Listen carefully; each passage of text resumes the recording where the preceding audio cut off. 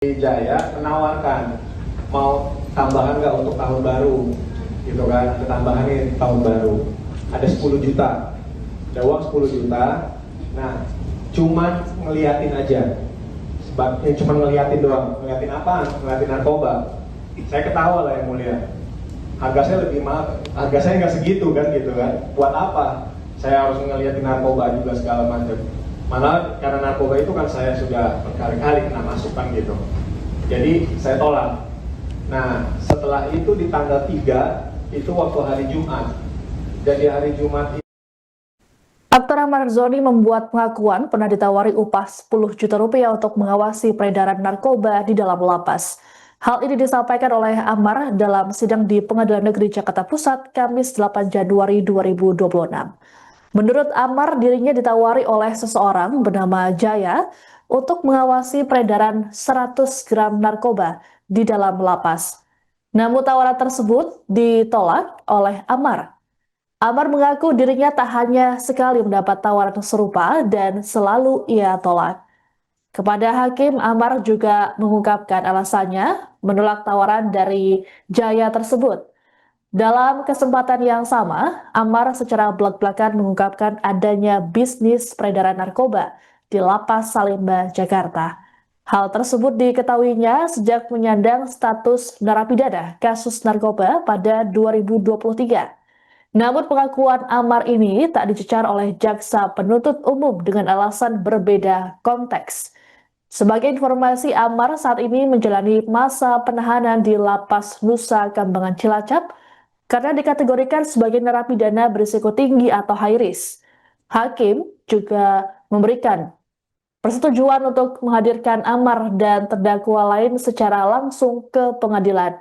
Adapun dalam persidangan yang berlangsung sebelumnya, Ammar mengikutinya secara daring.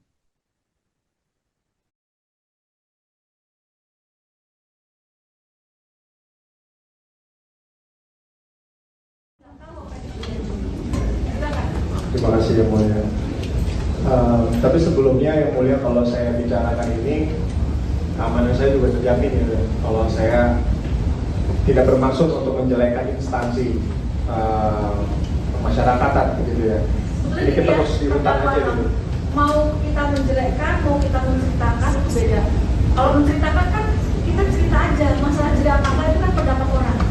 Ya, kecuali saudara itu misalkan mulai lah, itu kalau menjelekkan kan kita cerita, tapi ceritanya itu nanti orang merasa jelek itu lain cerita. Yang penting saudara ceritakan aja masalah itu jelek apa enggak kan kita kamu bilang. Kalau memang seharusnya saudara harus bercerita seperti itu. Baik. Silakan. Baik. Terima kasih. Saya urutin dari awal ya. Boleh. Dari awal bagaimana si Jaya ini, gitu kan. Jaya ini memang teman sekamar saya yang baru masuk. Jadi dia baru sekitar semingguan lah. Ada berapa orang di kamar saudara? Ada 4 orang. 4 orang. Ada 4 orang. Termasuk saudara ya? Iya, sebelumnya ada 3 orang. Cuma hanya 3 orang, saya masuk Jaya. Dia pindahan blok. Dia dari tipe 7. Jaya ini terpidana apa? Perkara Narkoba. selain Jaya siapa aja bisa disebut? Satu Febri, dia itu kasusnya kriminal, Bukan narkotika. bukan. Satunya lagi Black, dan Narkotika juga bukan. dia narkotik. Nah, terus saya juga narkotik, gitu kan. Nah, jadi dia pindah, terus dia menempatkan di pinggir pintu, gitu loh, di paling depan. Nah, jadi waktu itu tanggal 31, memang dia itu menawarkan saya. Jaya. Jadi dia ada tawarkan, kita semua tahu bandar narkoba di Rutan Salemba itu adalah Andre. Dan Itu pengetahuan kalian ya di sana ya? iya, Oke. dan jadi di situ dia bos besar lah ya. Itu Andre ini siapa sih? Bos narkoba. Maksud saya gini, apakah dia terpidana atau orang dari luar? Oh, dia terpidana. Terpidana.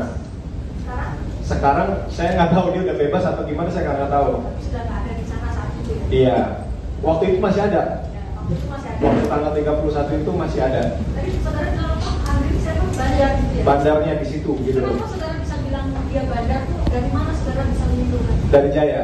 Dari Jaya. Iya. Dan cerita dari Jaya. Iya, jadi dia cerita. Bukan saudara sendiri yang melihat.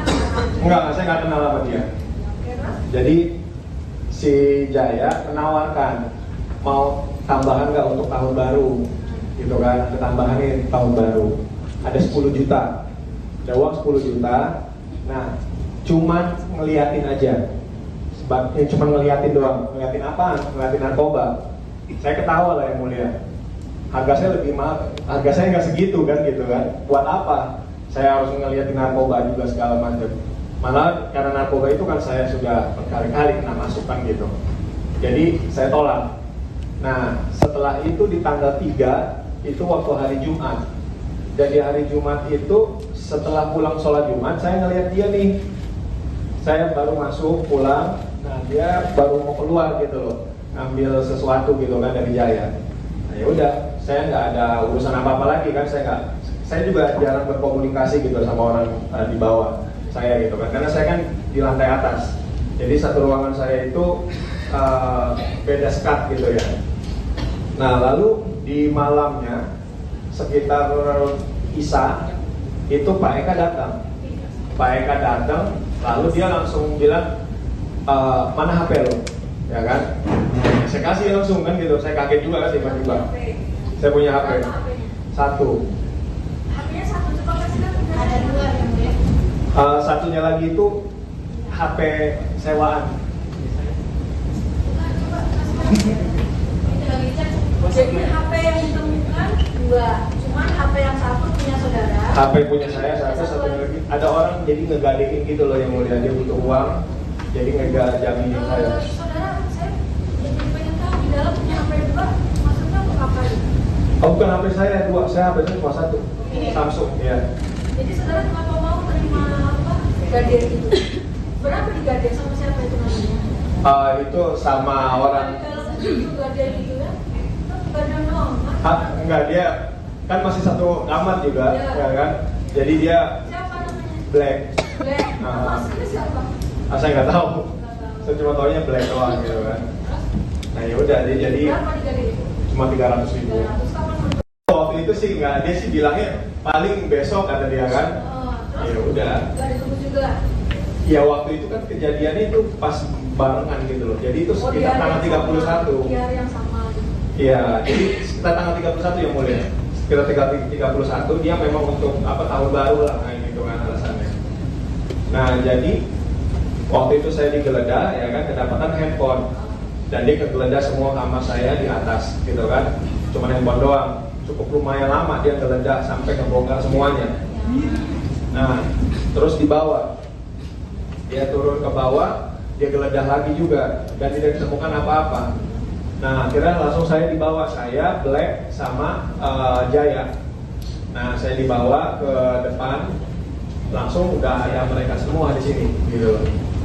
Nah, setelah itu saya tanya gitu kan, ini masalahnya apa gitu kan? Udah nggak usah ini ya kan? Lo katanya bilang dia ngasih barang narkoba, gitu ya kan? Lo kasih ke dia gitu kan? Lah, kasih ke dia, kalau saya ngelihatnya dia yang masuk sama Jaya, saya bilang ini urusan Jaya, urusan saya kan gitu. Lah terus udah ikut aja, lo memang banyak permainan atas kayak gini, lo gaya lo segala macam atau apapun. Ya udah terserah, buktikan aja. Gitu kan, saya minta dibuktikan aja, ya kan. Nah lalu permasalahan yang setelah itu ya udah, setelah itu saya ditekan, saya di BAP terus gitu kan. Dengan kesaksian saya itu tidak sama seperti dalam BAP. Kesaksian saya tetap saya bicarakan tentang apa yang saya bicarakan sekarang di persidangan ini. Nah, jadi keterangan saudara di BAP bagaimana? Saudara tarik semua? Saya tarik semuanya. Karena memang pada dasarnya bukan itu, tidak keterangan saya. Download Tribun X sekarang. Menghadirkan lokal menjadi Indonesia.